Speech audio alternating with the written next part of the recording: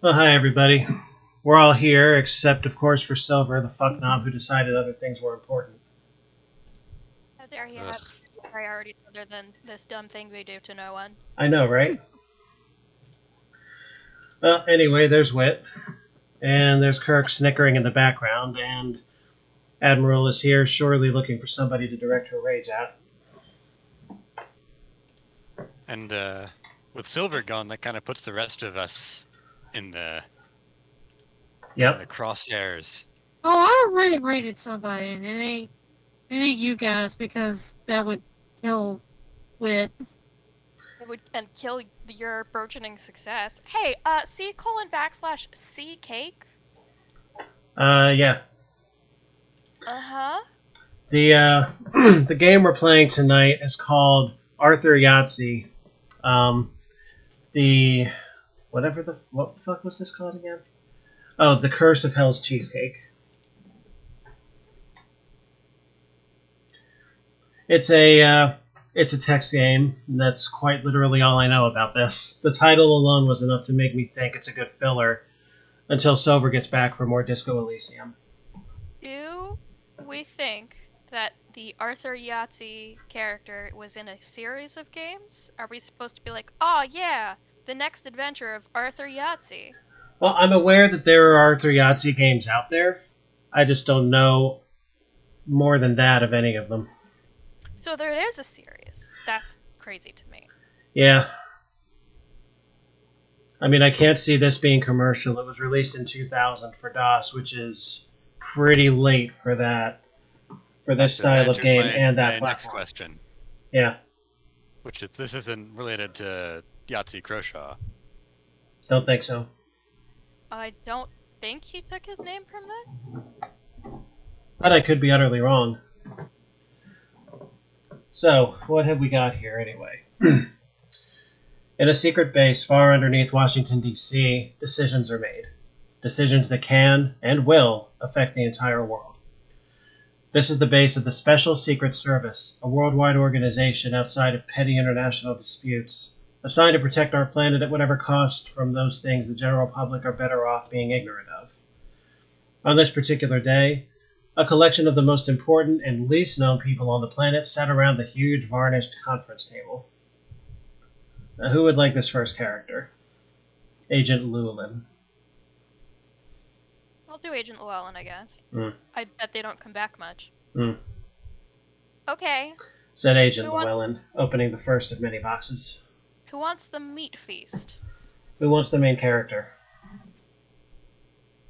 I'm cooking dinner at the moment, and I'm going to be muting my microphone for part of that, so I won't I guess I'm going to do all the voices, because I don't see the Admiral having enough energy to do it. Okay. It's not just also no energy, it's also I'm literally in the same basket as Kirk. I have not ate 4 hours. Well, I'm everybody. Me. Said Agent Yahtzee, pulling his Colt 357 back into his belt. What? Piped up Agent Garrison. Why should you get first choice? It's quite simple, Chris. Retorted Agent Yahtzee. Whoever shoots the delivery boy first gets to shoot first. It's the way it's always been. That's a start. Chris Garrison stared down his fellow Crusader. Oh, sorry. Arthur, hang on, click for me. Yeah. You always get it's all the way at the top. Arthur, you always get first choice. No one else regularly brings a gun to the meetings. Agent Pemberton stood on the podium, took the silence as an opportunity to chip in. If we can get back to the matter at hand, ladies and gentlemen, the Earth is facing horrid catastrophe once again. The assembled agents relaxed. They knew where they stood with horrid catastrophe. Robert Pemberton continued. You know who is at it again. You know who has devised a way to travel back to his own dimension. Who am I talking about? Like bored teenagers watching a holiday camp entertainer with withering contempt, the agents chanted in unison, Dr. Diablo. Dr. Diablo was a sadist, one of the most twisted, evil sadists the multiverse has ever known. He came to this dimension after an accident in his own research laboratory, which was, although a relief to the Special Secret Service of that universe, a pain in the arse for the SSS of this universe. Dr. Diablo's ultimate quest was to annihilate everyone in the human race but himself. But if he destroyed the Earth, as he is more than capable of, then obviously he would also die. Only when he had a certain pathway to another dimension would he set the timer for the apocalypse bomb, which is why the endeavored almost constantly to keep him in this universe. He was just that little bit less dangerous over here than over there.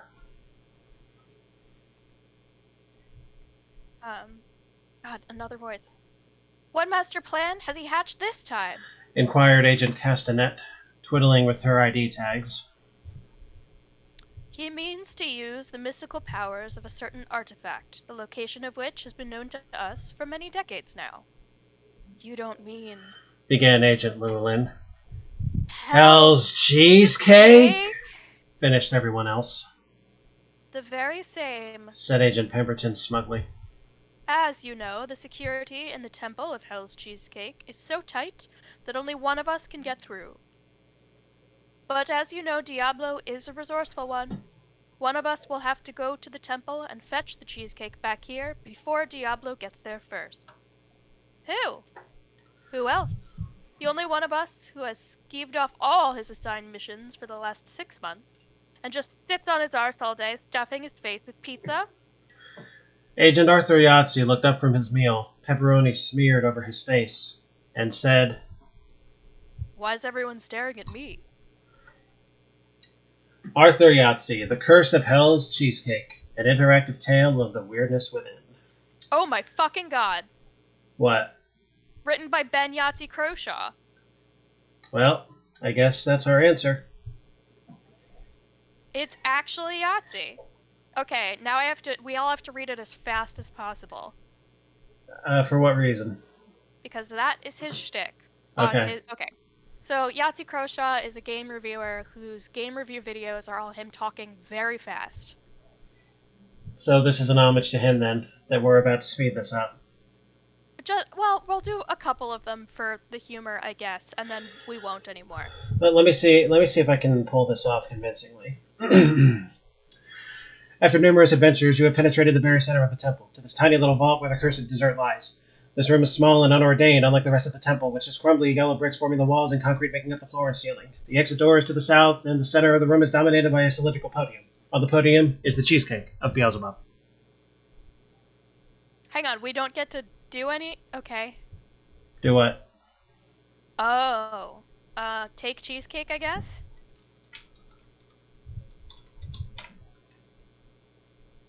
Taken. Leave temple?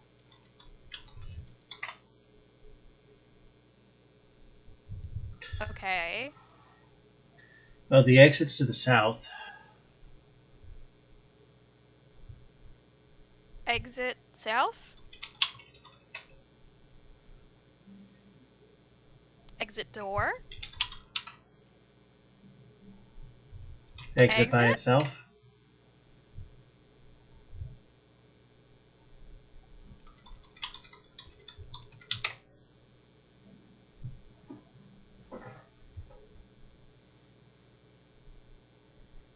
Do we have to eat it? We probably have to move south. Move south. Either that or just eat the cheesecake outright. What do you think? Try move south. Ah. Okay, here we go. With the cheesecake safely in your capable hands, you make your way back through the labyrinth, avoiding all the ingenious traps and deathbringers as only a highly trained agent can. Eventually, you emerge from the temple, or door number 15, Earling Road, Brentford, as some people prefer to call it. Lock the door behind you and turn around. Into 15 armed soldiers, lines of fire. Hand over the cheesecake, and you will walk away alive. Booms the megaphone and hand voice to Dr. Diablo. Isn't it funny how the evil bastards always manage to attract so many henchmen to their cause? Ealing Road, Brentford. The houses in this perfectly ordinary suburban street are indistinct beyond the row of the weapon cleanup squad. One of Dr. Diablo's many helicopters circle overhead, pointing a spotlight in your direction. You can see Dr. Diablo here. I'm actually genuinely very impressed by how fast and accurately you read that, and I think you don't have to do it anymore. Thank you. It's early in the game, right? I don't know. I would have thought that, getting to the cheesecake would have been something, but apparently it's not. Don't try to cross him, Don't be a fool, Mr. Yahtzee! says Dr. Diablo smugly. You and your apathetic special secret service stand no chance against me.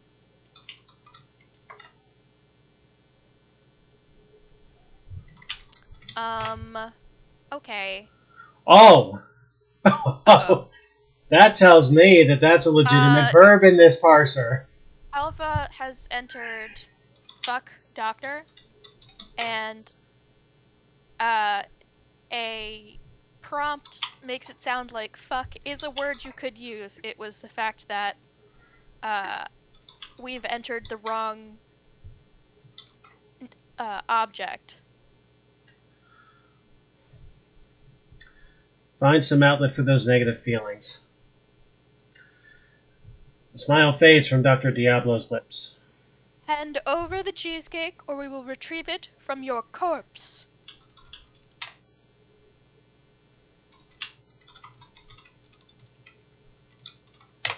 Alpha is trying to say fuck you to the doctor. There is just no reasoning with the man. Dr. Diablo waves a hand. The cleanup crew cock their weapons. Think fast, Arthur Yahtzee. Do we have an inventory we can look at? Do we have a gun? We do have an inventory. We are carrying the Cheesecake of Beelzebub, standard issue dog tags, wristwatch, communicator pen, flaming torch, which provides light. Hot lead cuts through your flesh like piranhas through water. You collapse to the floor, lifeblood dribbling from a million different orifices, mostly freshly made. And the last thing you hear before death overcomes you is Dr. Diablo's victory speech. Needless to say, it wasn't very inspiring, at least not to you at that point. And we rank as a pointless peasant. So, we have, died. We, I think, took too many moves to solve the problem of being at gunpoint. We effectively stood there while the guns were pointed at us. While nothing bad is happening, because we're back in the temple. Can we look at our wristwatch?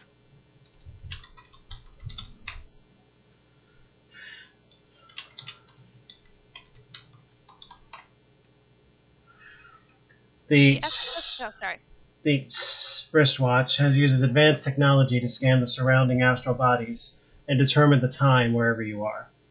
It also has a hinged face which acts as a secret compartment. Ah, the wonderful world of espionage. Alright, I'm back. You double-check your identity. Agent Arthur Yahtzee, AY-17.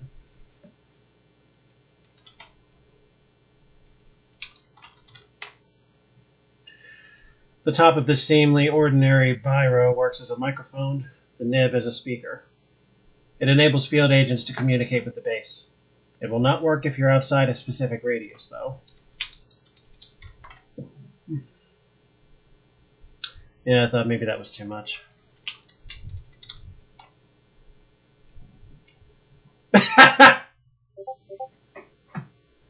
That's quite wonderful.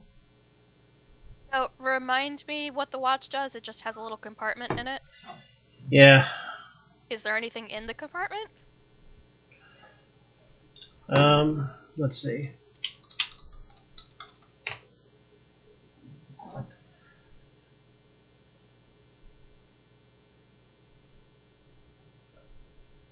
One sec. Uh-oh. No, screw that. I was attempting to catch a Pokemon, but I missed. And this is just the same text as the watch itself.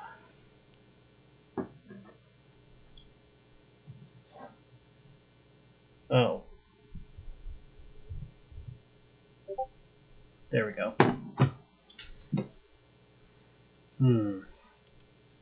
Well, let's see what happens if we eat the cheesecake outright.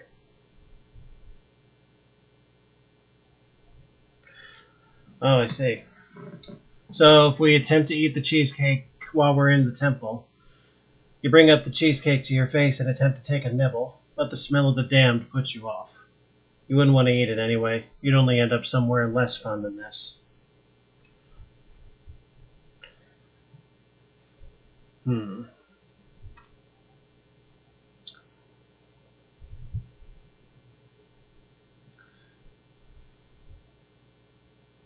Well, I wonder if we're desperate enough to eat the cheesecake at this point.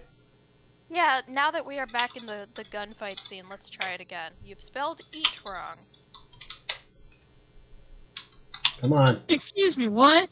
What does fucking cheesecake got to do with gunfights? The guy pointing guns at us wants the cheesecake.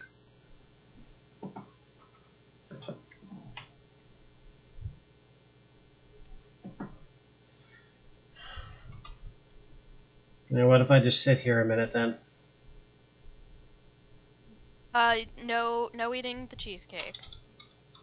I'm gonna eat the cheesecake. Oh, we have now that we realize that we are under more threat, we got to, like, the second. And it let us.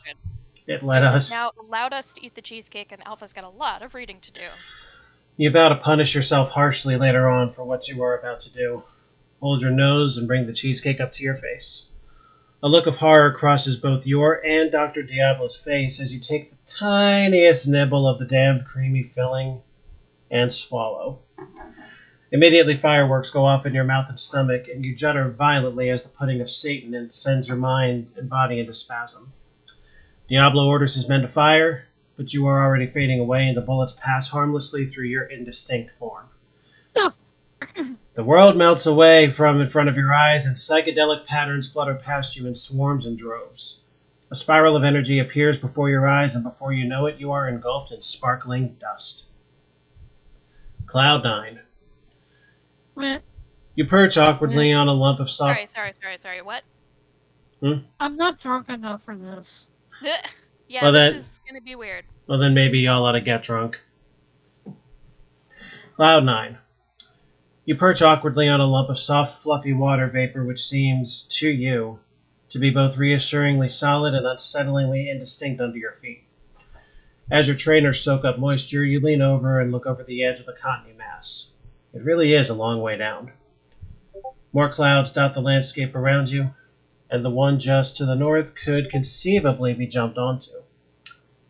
Well, now that we are literally on a cloud, and there's only one other cloud we could go to, let us go to that cloud to the north. Okay, north. Cloud 10. Small clouds of white water vapor rise up around your feet as you step gingerly from one cloud to another. Now the mist appears to have thinned a little in the distance, and something has become visible. You don't know what it is, but a large number of people seem to be eager to get in. Clouds to the east and south are close enough to be stepped onto. Do you think going south will just take us back to Cloud 9, or is this trying to tell us that we've gone to a couple others? Either is a likely possibility. We can go south and see.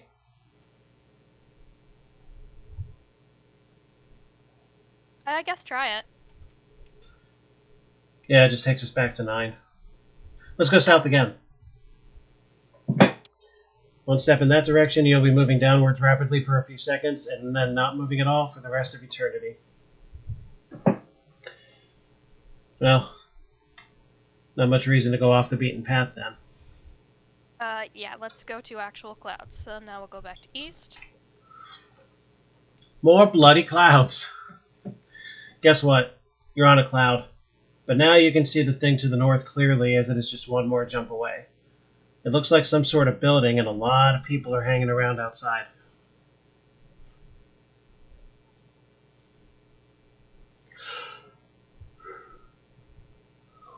Well, shall we go to the thing to the north then?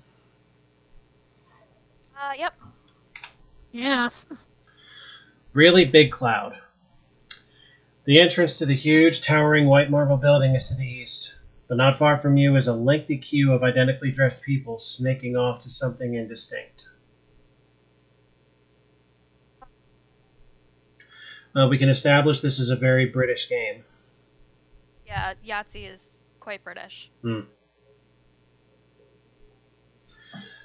Well, step in line, I guess. Is this the Yahtzee or a different Yahtzee? It is the Yahtzee, actually. It's the We just Yahtzee. found out that he Oh, that would take her. Yep, history that I wasn't aware of stepping into this. I knew he made adventure games. He made like a horror series. Hmm. You point out a cloud in the shape of the holy prosthesis and push into the queue when everyone's distracted. You stand awkwardly in a queue, the end of which is not in sight. Still Well, that's dressed. aggressively British. Uh-huh. Still dressed in your jeans, stained with the mud of Brentford, you look decidedly out of place. You can see a man standing in front of you here. I almost want to hit the man.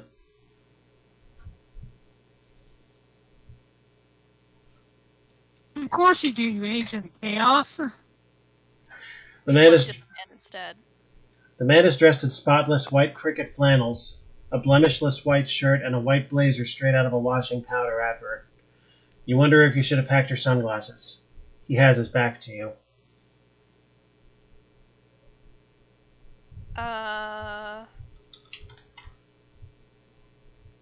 Oh, okay. Alpha.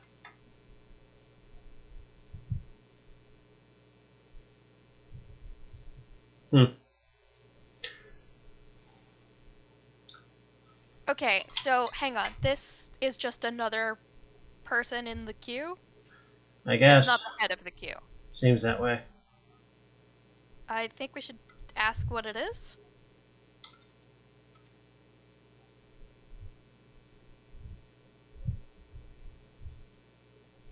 The man in front blows his nose deliberately loudly.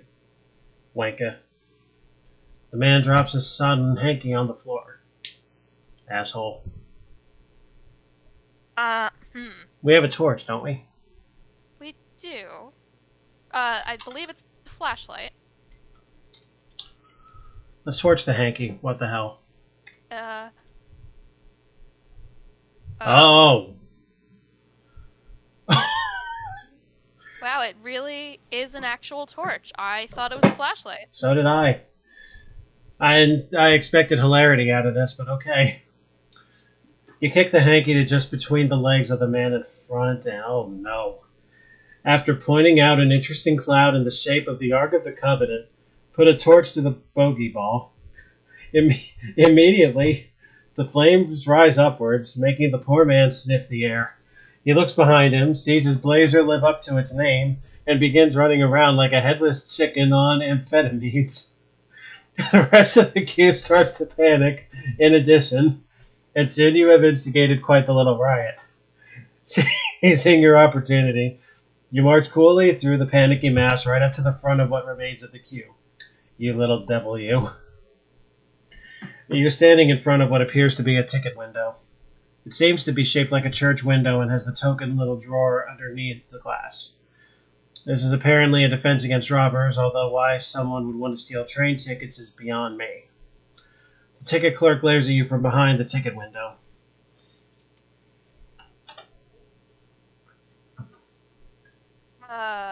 Name? Inquires the ticket clerk roughly.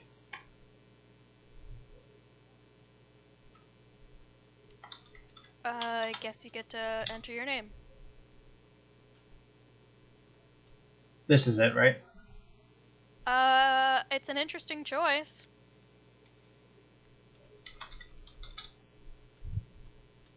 That is an interestinger choice.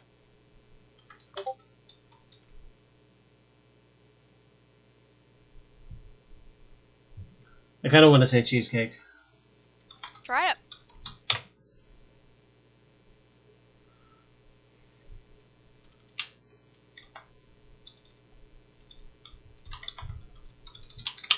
They are the Cheesecake to clerk.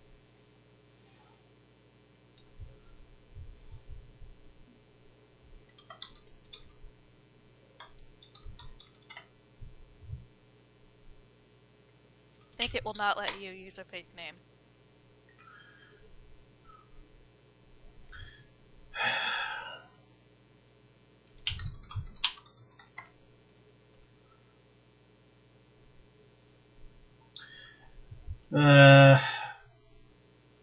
Maybe...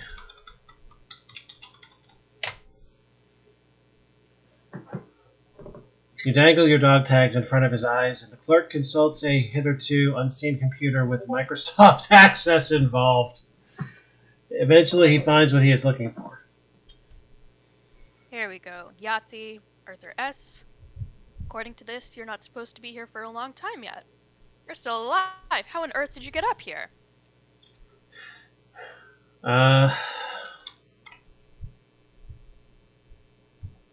We still have the cheesecake. I don't see how. I thought we stuffed our faces with it. I think we nibbled it.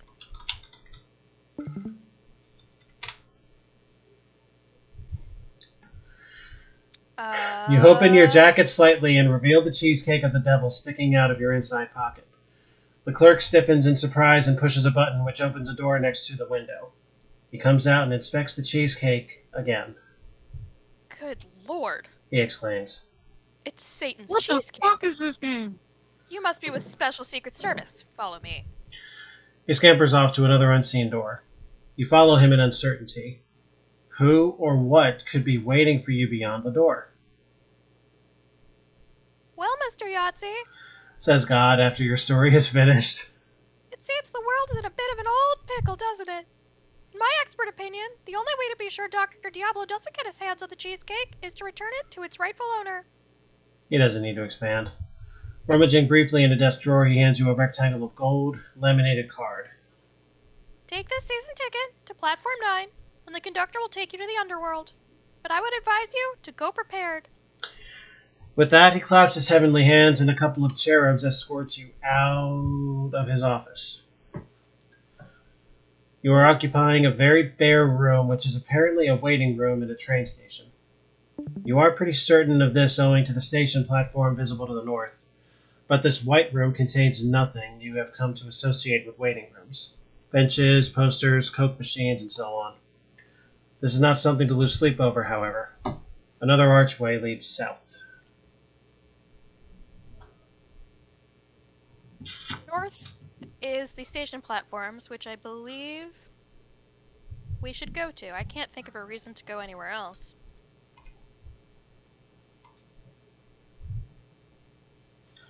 You are standing on the platform of the Heaven train station. Gazing over the edge of the platform, you see that the track is floating unsupported in the blue sky, and beyond it, nothing fills the air but fluffy clouds. A train is currently occupying the station with "Straight to Hell" stenciled on the side. You can see a conductor here.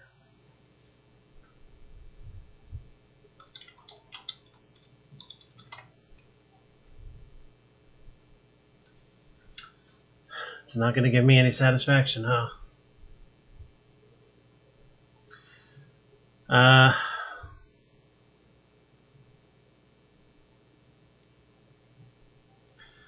We'll be honest, I'm just here sitting here eating dinner, just us instead of what the fuck is this shit? Pretty much. Well, we were told to show the season ticket, right? Yes.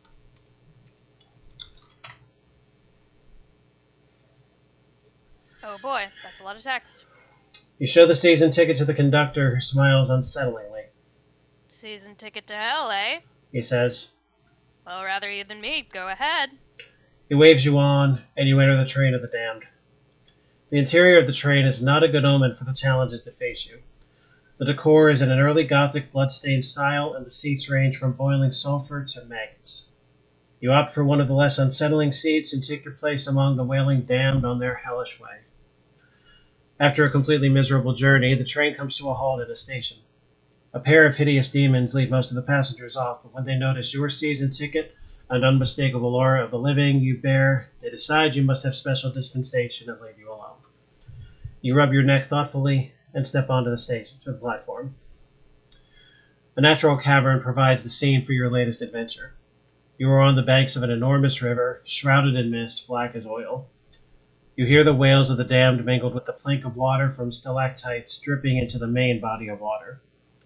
A little wooden jetty extends from the bank, and a large bronze bell dangles from a steel support. The train back to heaven is to your west. Did God say what to do next? Nope.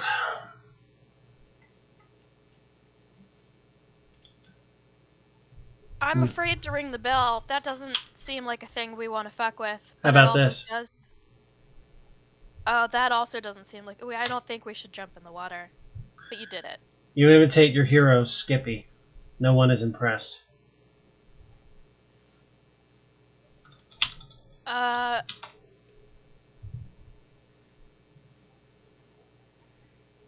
Okay, still can't eat the cheesecake. Nobody puts a bell in an adventure game if they don't want you to ring the bell. Which means we're going to have to ring the bell. Actually, if I ever design an adventure game ever again, I am gonna put a bell in it that you're not supposed to ring. You bang the bell. Sorry, go ahead. In that it won't do anything, not that, like, this triggers a bad thing. It's just, like, I put it there and it's meaningless. But I kind of like the idea of an instant death bell. That's what they're expecting. Mm-hmm. Nobody expects it to be meaningless. A DM is not going to describe something unless it's important. That's fair. Not true. That's where you're wrong, okay? Sometimes when I Me do and my other just games will in ramble. fact totally do that. Good. Because we know our players are stupid and will fixate on stuff we describe. I support that. Like, describe the pen sitting on the desk in I totally too will. much detail. Sometimes I'll just riff on interesting things, and if they become really interested in it, I'll like make it more important than it was originally designed to be. No, never do that. Make them always guess. It's the adventure game where you can pick up hundreds of objects, but very few of them are actually important for the puzzles. Do I want to play those? No. But do I admire them on principle? Yes. Yes. You bang the bell for all you're worth. Nothing immediately happens. The water shimmers ominously. Who decides that it's ominous? They're projecting. There's not enough water to swim in. A chain rises out of the water, extending from the bank to far in the distance, and is pulled taut. The ferry, probably.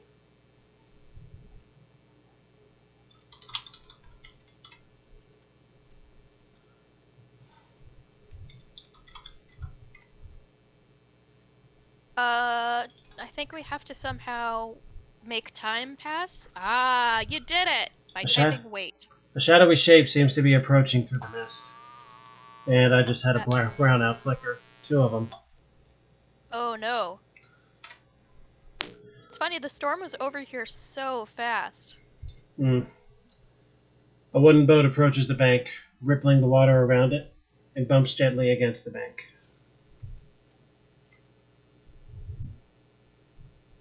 I guess we should get in the boat. Oughtn't we? You step gingerly onto the boat. You stand unsteadily on the boat as it bobs up and down in the dark waters of the river. The solid stone bank outside the boat looks more than inviting. The ferryman stands here expectantly.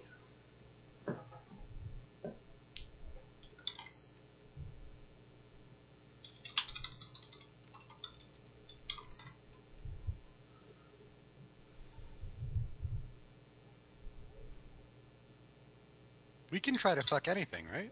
Oh yeah.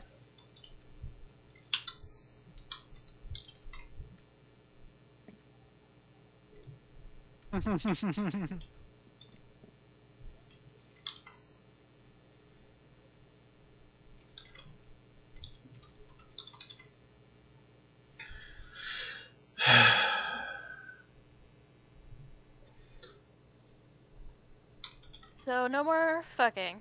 Wow, he doesn't want the...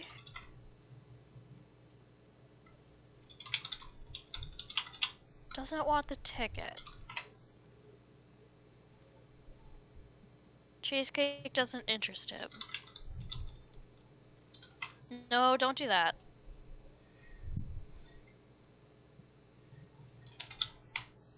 doesn't seem to let you.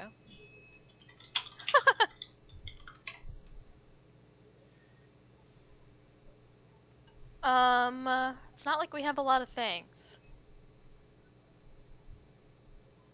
Do we have...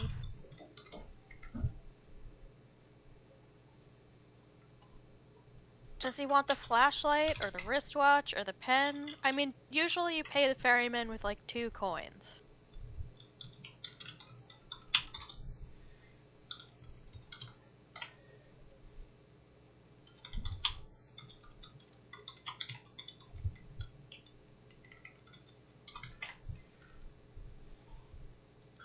Well, we don't have any coins, but just for sake of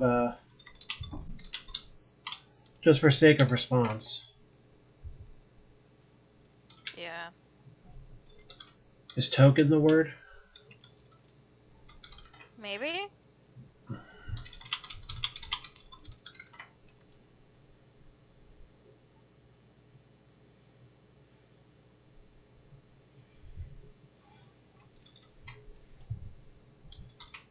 Was there an opportunity?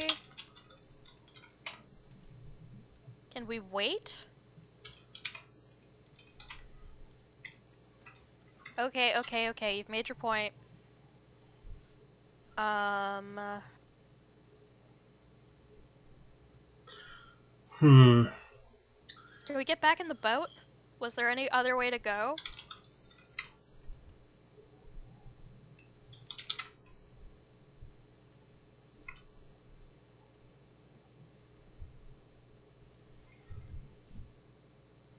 Huh. Well, look where we are. You get back onto the train and opt to sit on the floor this time as you are transported quickly and efficiently back to the place where nice people go when they die. I feel like we may have some exploring to do in this place. Maybe?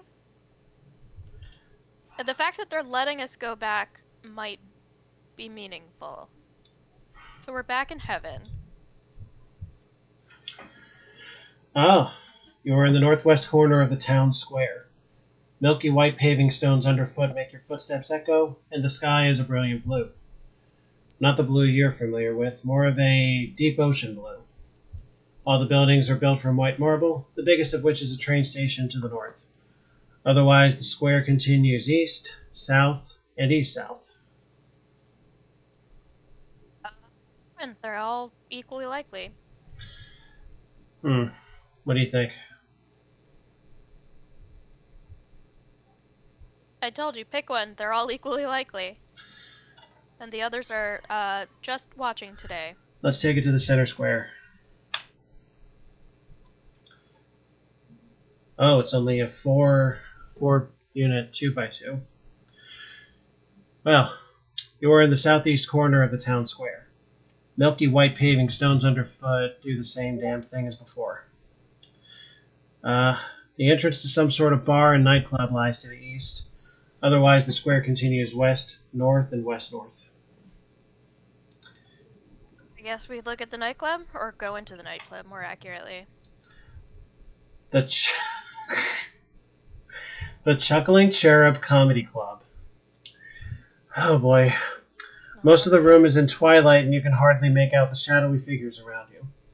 The only part of the room illuminated is a huge glittering stage to the north, lit up by spotlight, on which is a huge cardboard brick wall with the logo of some cherub apparently enjoying himself very much. I don't want to know. The exit door is to the west and an open door is apparent to the east. You can just make out a vacant seat nearby. I don't particularly want to watch whomever is going to come up to this stage. I also... okay. I don't either, but I feel like this might turn out important. Okay. I can think of 2 things. Okay.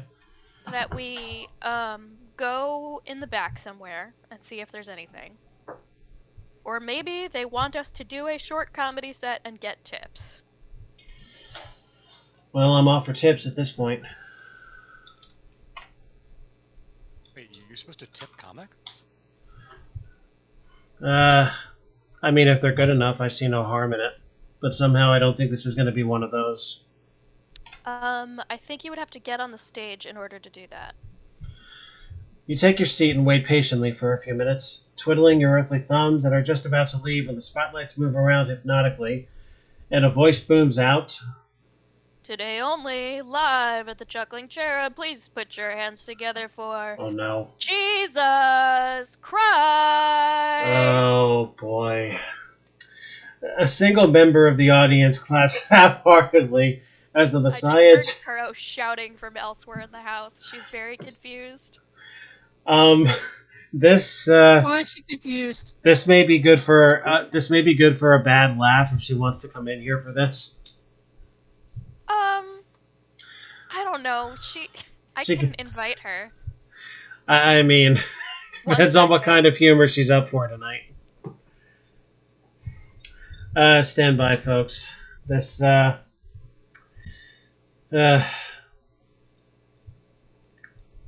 this ought to be a thing.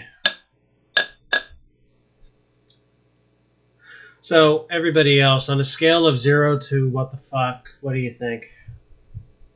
Of the game so far? Yeah. Love it.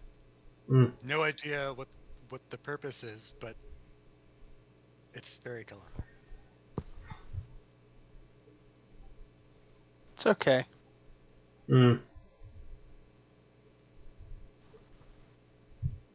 I mean, it's the audio and the... Sorry, go on. No, you got... I mean, it's the audio and the dialogue that really sells it for me. Mm-hmm. Oh, it wouldn't Now be the we're same in if I didn't heaven, do the narration. and we have to return the cheesecake to Satan for reasons. And we've stumbled into the comedy club, and suddenly, on the stage, Jesus Christ. And apparently, he's not good at it. You watched open mouth as the Son of God breaks into a stand-up routine which utterly fails to rouse the audience. Ready? No. Hey, I just flew in from the Garden of Eden, and boy are my wings tired. Quips Jesus, inducing a stony silence. Well, I know what I can do. You have any tomatoes? A free drink for the man in the filthy jeans. Calls Jesus, relieved that he has induced some response. You feel something materialize in your jacket pocket. Say, anyone here from the Ninth Underworld? Quips Jesus, inducing a stony silence. What is now in our pocket? I hope it's a drink token. Your scores just got up by 5 points. You get off the seat. Jesus Christ is on the stage attempting stand-up. Attempting stand-up.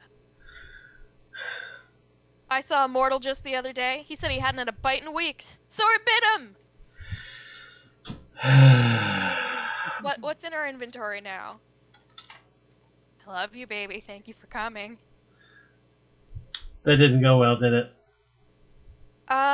She was just as confused as the rest of us. Oh, good. We'll leave. Do you think the ferryman will want a free drink coupon? I doubt it. We probably ought to just give this to whatever bartender is in here. Is it worth going down and trying? We'll see. There's another door in here, so maybe he's behind there. Yeah, to the east. You got one more in you before we run out of here crying? My dad used to tell me, son, always remember your friends. You may have to manifest yourself to them later.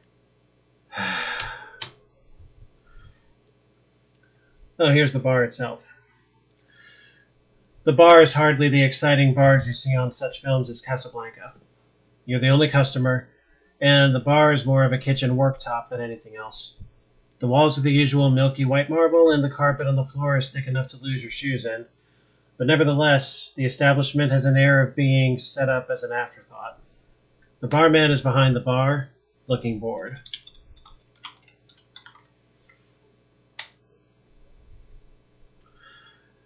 The barman examines the coupon and raises a thick eyebrow. That Jesus is too generous. If I have to give a free drink to every man who laughs at his jokes, He pauses while thinking about it. then I'd lose about a tuppence a month. Here you go. That's not very much for those who don't get that. It's about 2 cents. He presses a small pink bottle into your hand and nods in a gesture of fellowship. Now, let's get the hell out of here, shall we?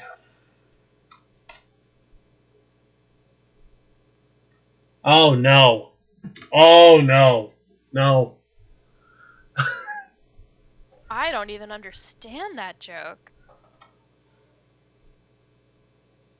I genuinely don't understand this at all. I don't either, but the fact that they went there tells me something.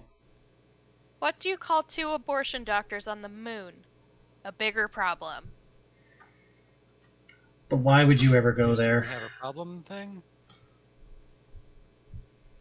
This was written in 2000? Was there like some topical thing that happened in 2000? I don't know. I don't know whether I'm going to research that one. But they went somewhere. I'm not sure I want to go. So we're back in the southwest. Oh wait, no, we're in a different corner now. Southwest. So the entrance to some sort of hotel lies to the south. Sure, what the hell.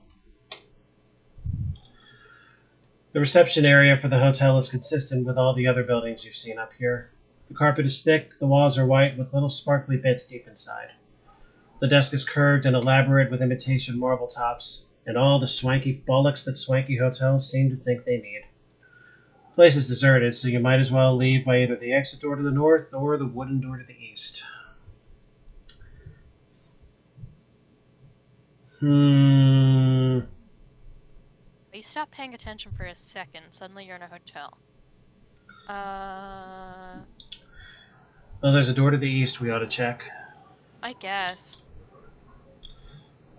You stand at the bottom of a carpeted spiral staircase which snakes upwards to some indistinct story. Okay, let's go up. Yeah, I guess. You stand at the top of the staircase, which snakes downwards to the ground floor. Door to west. Yeah, let's keep going. You stand at the northern end of a short hallway on the top floor of the hotel. The decor is not dissimilar to those massive hotels in Vegas. The sort people marvel at without thinking about where they got the money to build it. The hallway continues south, stairwell is to the east. The door in the west wall is closed. Look at that tag. It's one of those tags you hang on to door handles. This one reads, "Please clean the room." Oh. Well, that's not that important. I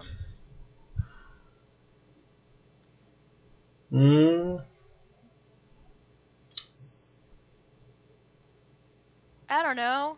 Maybe it is. Let's go east.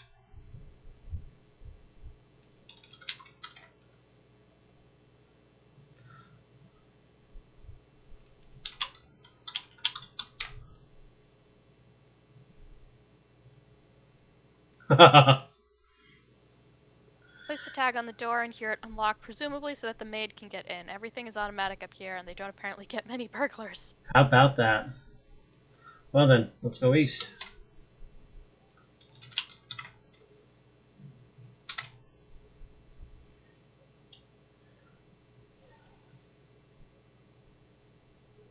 You stopped reading. Why? I was looking at this to see if there was anything important first. This must be one of those cheapo hotel rooms that you use when there's nowhere else to go. No windows, and the only piece of furniture is the bed, which does not look at all inviting. Why so much emphasis on the pillow?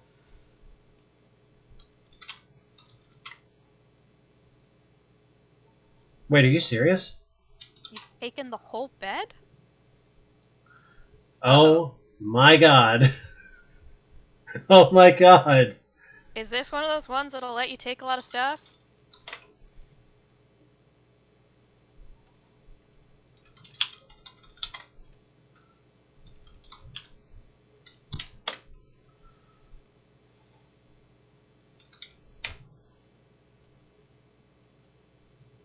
Oh, wow. You really can just take everything, eh?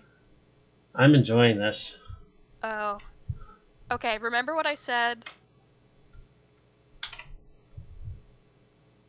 What games will let you take everything, but few things are important? Yes, and that I didn't want to play it, but I admired them. Mm-hmm. I don't want to play it.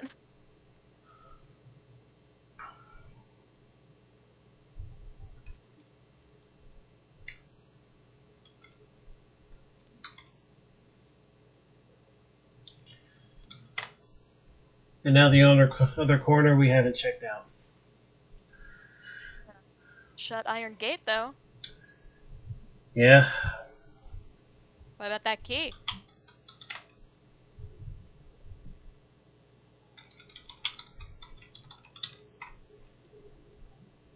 Did it work?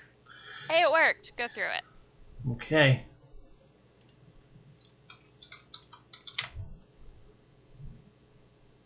To the north.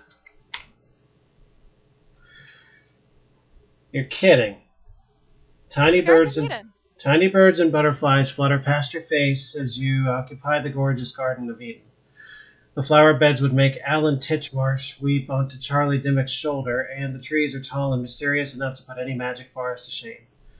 The effect is spoiled somewhat by the rusty metal bench.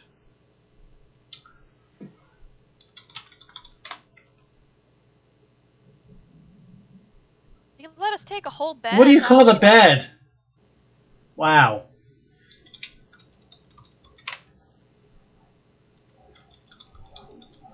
Let's see what's in the news.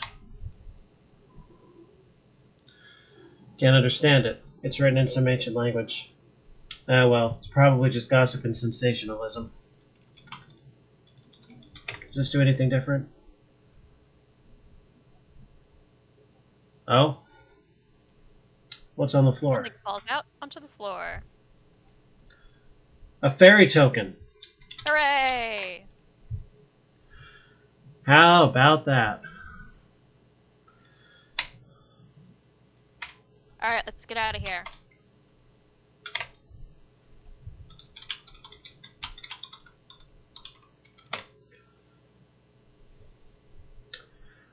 Okay, so we're back here.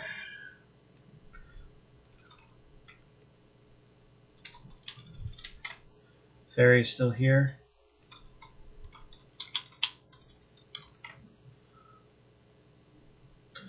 Now, let me just say, though, I love the fact that the text in trying to give him the token without actually holding the token gives no indication that the token is even a thing, so nobody can even metagame that way.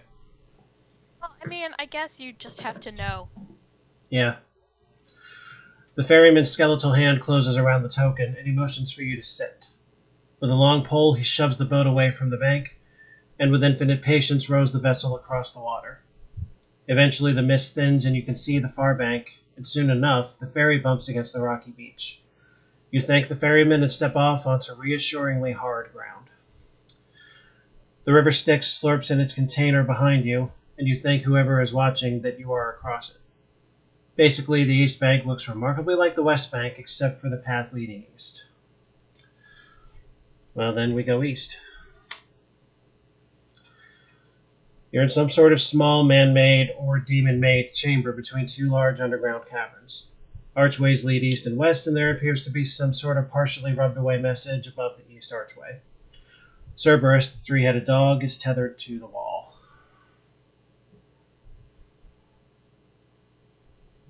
Did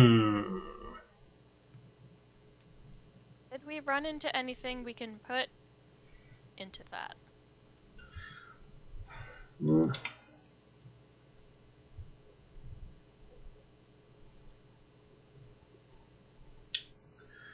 Maybe the ambrosia?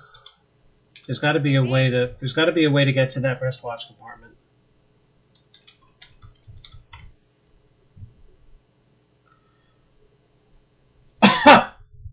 You open the standard issue wristwatch, revealing your standard issue suicide pill and your standard issue knockout pill. Do I put the knockout pill in there or the suicide pill?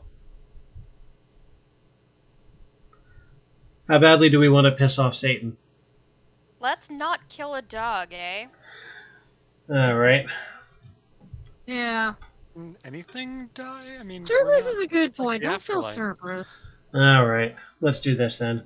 What if he goes to heaven? The chaos will be unmanageable. What if hell has its own PETA? I bet it does. Let's try the ambrosia combined with the knockout pill. Oh.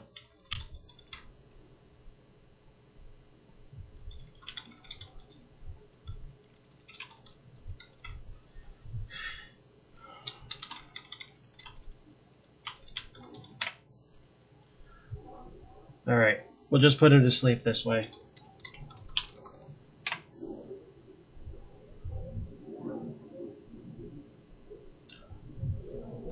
Now we have to find the series of verbs that lets us give the bowl to the dog.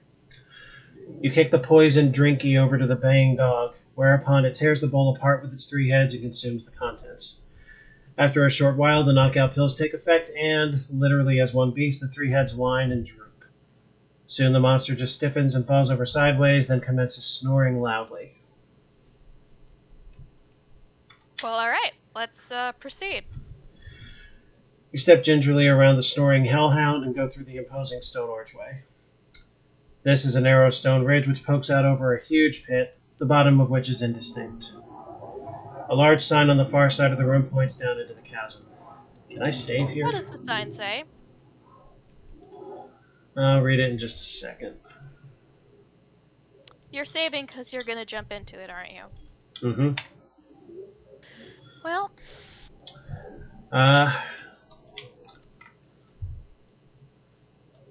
The sign points downwards and reads, "Hell this way. No living people, please."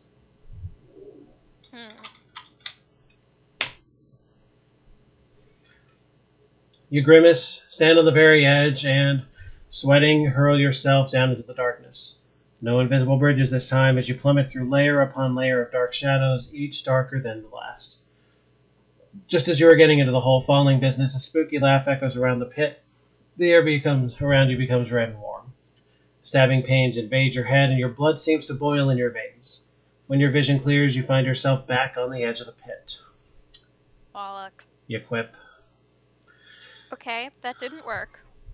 Not No. that I know what we wanted to happen, but it does not seem to be the way forward. And also, it apparently hurt.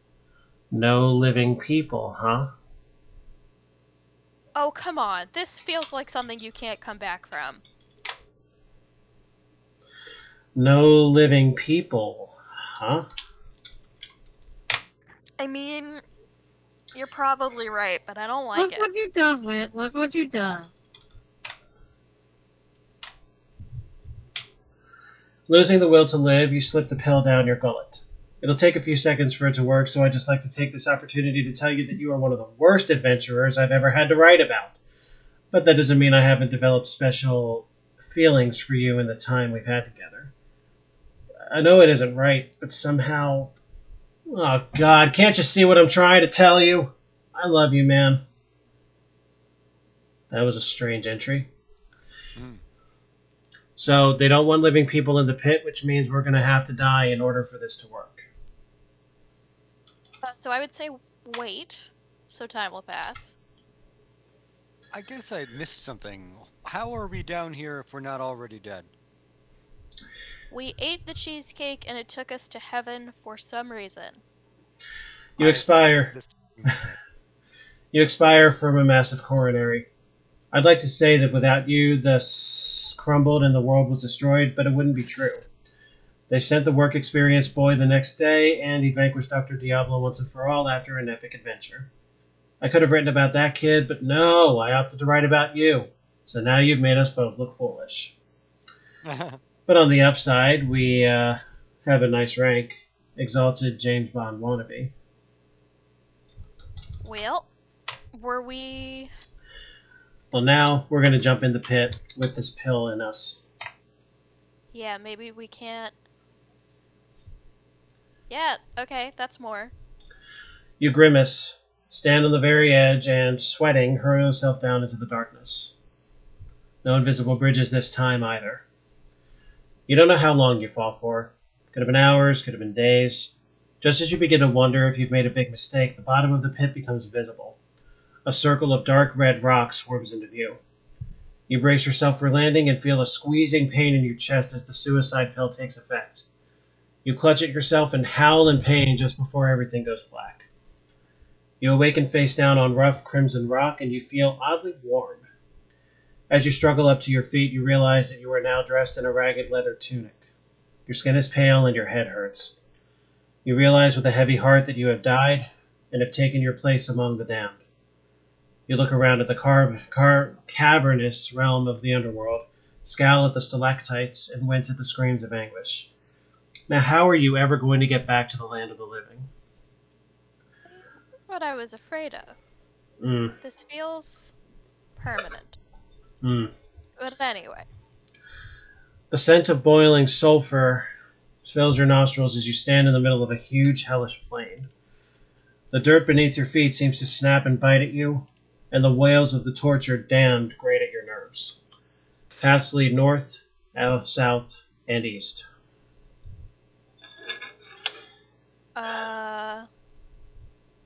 It doesn't really matter which way we go first. We have no indication. I'm going to say north. Favorite cardinal direction. I say north. 0 degrees. Another little slice of hell. You are surrounded by tall ridges which impede movement to the north, east, and west, but a path leads back south.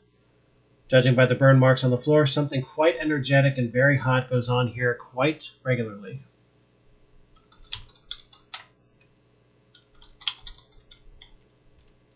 Well, actually...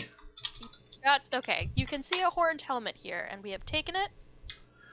It's one of those Viking hats with the 2 horns. And now we're wearing it. And nothing else much happened. A gigantic formation of red rock rises out of the ground here. A formation which could conceivably be described as thorn-shaped. Human skulls with the obligatory snakes crawling through them decorate the chair on the armrests and headrest. A very welcome path leads north. Satan is here, sitting on his throne.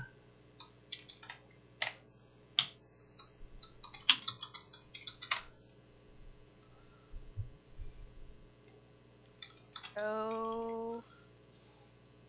Golden ticket? Maybe show Cheesecake? The ticket, I think, was just for the train. Oh, God. No, not Cheesecake. Look what's on my mind tonight. You live too close to Philadelphia.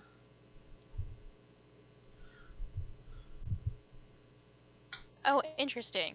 There's gotta be a way. Nearly beneath your feet and adding to the somewhat stifling air of the place is a river of lava, possibly one of a vast network of rivers.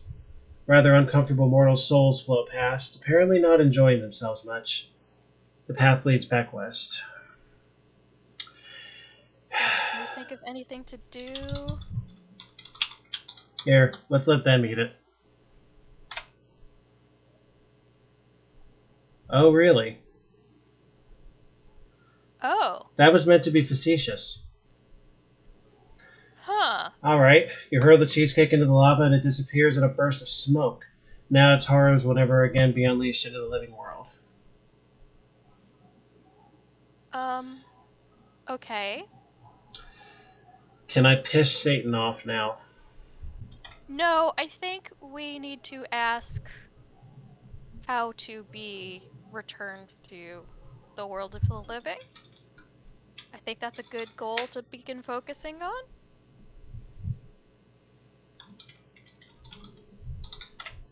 This whole situation seems rather grim. Yeah.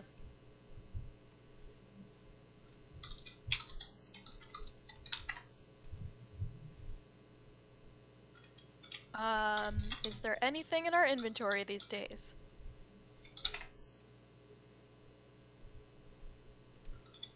I guess try showing the ticket?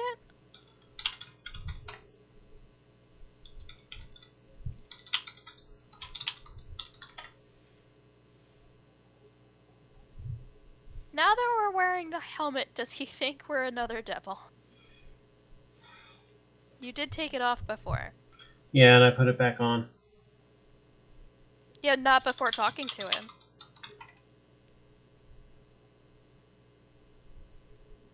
Try talk again.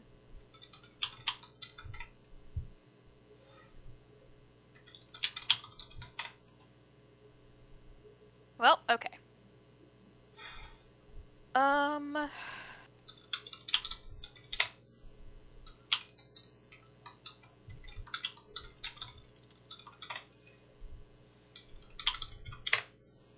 Alright.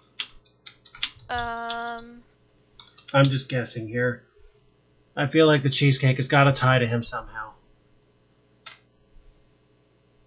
Oh. Oh. Shocking. You've heard the world of my wife's disgusting cheesecake? Says Satan after you explained your story. Well, I feel I owe you something. Normally I'd just betray you and keep your soul here. But since there's a bit of housing crisis down here, I'll just send you back to the living world in your old body. How about that? Well, you're about to say that sounds very nice, but Satan does not need to wait for your opinion. With a wave of his devilish hands, you are whisked away in a tornado which swirls you back up the pit. You bang your head on the side and pass out. When you wake up, you are lying face down in a desert. Upon closer inspection, the Sahara. Without your communicator pen, it's going to be a tricky journey back to HQ. Oh well, Satan is known for his sense of humor. Just be grateful he didn't drop you off in the sea, a volcano, or the middle of a mountain. Well, Arthur, you've done it. You've destroyed Hell's Cheesecake once and for all, and foiled Dr. Diablo's plans once again. It's going to be a long walk back, but at least you'll have time to reflect on what a debt the world owes to you.